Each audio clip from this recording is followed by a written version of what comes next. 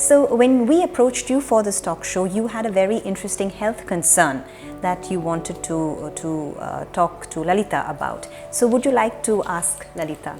Yeah, absolutely. So Lalitha, so last year I got into Pilates, and one of my friends actually highlighted this thing. I didn't notice it, but I was leaning on my left side. And she said, you know, you're stooping. So I said, no, I'm not. And I kind of looked at it, and I couldn't see it, but she could. And when I went to the class, and she pointed out to the teacher, saying, am I wrong? Or is she really? And then when she looked, she said, yes, she is. So I realized, so that's when I said, if two people are telling me this, maybe it is the case. So I've come to realize after that, and because I've been more observant, because it was pointed out that yes, there seems to be some kind of a misalignment. So I wanted to know, does that happen? You know, how does it happen? Why does it happen to people? Because I can see it in myself. With age, probably, that it becomes more prominent, it becomes more marked. Yes. Yeah. She's asked me 3 questions. Does that happen? Yes. How does it happen? Why does it happen? So I'll go to the does that happen. Yes, it does. And how does it happen? It doesn't happen suddenly. If it's postural, it happens. It must have happened over many years of your bad postures, or leaning towards particular side, or you might be assuming certain posture in front of the computer. Right now you're sitting cross-legged, which also could be a reason for your pelvic shift. Is this a natural posture that you assume? Yes. So this also causes pelvic shift. So what I would suggest is just sit with both the legs evenly placed. Now, very often we'll notice that there might be some height, like my legs are too short for this distance. So instead of sitting this way, I'll probably raise the platform slightly to make this a 90-degree angle at my foot. So that will ease the legs, that will ease the hips. So you're comfortable, because you're going to sustain yourself in this posture maybe for a couple of hours, whether it's your workplace or whether it's your house or you're watching TV. Make sure that your weight is rightly balanced. That's one of the reasons. Secondly is, how does it happen? It happens when we are unconscious about how we distribute the weight. And so 2 things, unconscious about how we distribute the weight, and over so many years. So this is one thing which we tell in our classes also. Make sure when you're driving a car, make sure that the weight is evenly distributed. When you're reading a book, especially children are studying for 5 or 6 hours online. So it's very necessary for them to sit in a certain position or maintain. We have this golden rule, it's called golden 90 rule. All the joints will have to be maintained at 90-degree angle.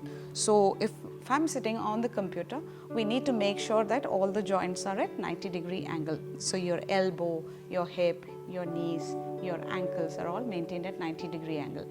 If this is maintained for 2 to 3 hours, then the shift doesn't happen. That's one thing. Then the indicators, how to find out that you're going through this is, maybe you could check your shoes which you wear on a day-to-day use.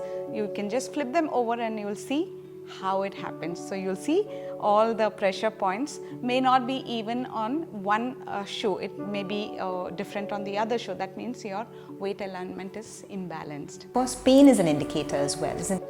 Yes, of course. So that will be the final stages. Like that is a clear indicator that it's saying that you need to address it immediately. So once the pain starts, that means either you're giving too much of weight to the right hand side, and the right side is going to wear out.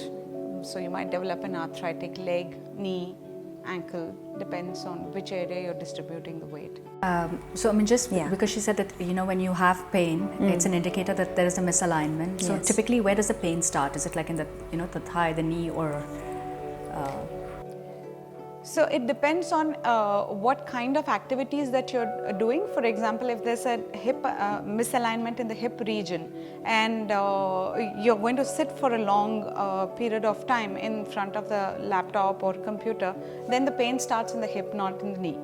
But if the pelvic is misaligned, and then you're a runner or a athlete, that means your knees or your ankles will bear the brunt. along with the hip. So it depends on what activity you're doing. It'll indicate, yes, absolutely. One of the examples you gave in terms of posture was that when people are driving or sitting, one has to be conscious about the weight alignment. So how does one do that when driving?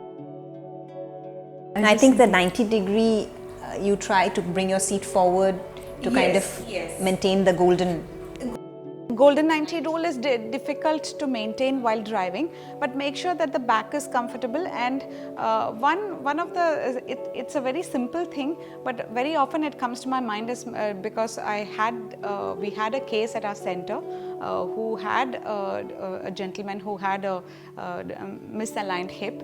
So we had to ask him questions. What are the things that he does quite often, which is creating this problem? So he said, no, I just drive. I sit on the computer. I mean, this is my everyday work, but I have to go driving for 3 to 4 hours. So I said, when you drive, what is your seating position? So he says, I have a good lumbar support. I have a good, knee. My knee is placed in such a way, because this gentleman has been having issues. So he's obviously been going to the doctor to get it rectified, but it was not resolving. Then I realized I should ask him this question, whether he has the habit of keeping a wallet in his pocket, which means he is sliding his wallet into his pocket. So the weight distribution is onto the left hand side and right side is raised. So even if you might have a lumbar support, or if you have distributed the weight evenly, this is the one. And he's driving for about 3 to 4 hours. This is what I mean, how how to align. Yes, it's acquired. So they are called postural. Then there is something called, which is when you're born, congenital it is called. That is not within the, I mean, right now it's not possible for us to discuss. Doesn't apply in Bettina's case anyway, that's not her question. Yeah. Absolutely. And it's not within our scope. It's a surgical procedure, or there might be alternative corrections to it. So whatever is postural, it can be corrected and brought close to normal with awareness and with practice, of course. So now that Bettina has this issue, and age related, so many of our viewers must be having this as well. So where do we go from here now? How would you address Bettina's? You might want to go to an osteopath. They will probably correct the misalignments, and they'll also give you a lot of do's which you will have to be mindful about. For example, they'll tell you how to sit in a car, how to be careful while getting in and getting out of the car, how to carry your weights.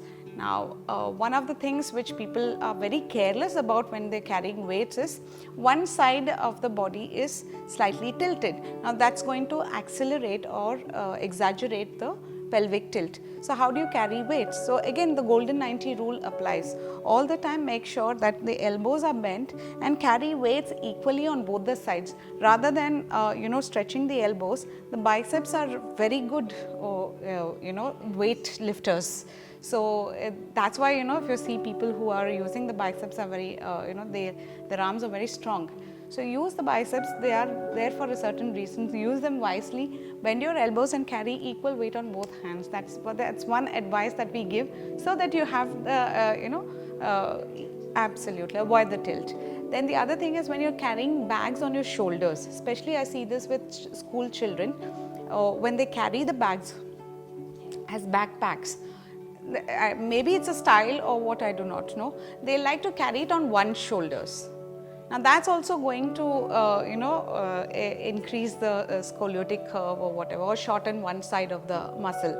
And for you also, if you would like to observe yourself, what is it that you're doing? Am I carrying, if you are carrying a laptop on one hand, carry the other bag on the other hand. So whichever is heavier, whichever side you're tending to lean, put the lighter one on that side and the heavier one on the other side. It's like, balancing. So it's all about, when we talk about yoga, it's all about balance, both mentally, physically and spiritually.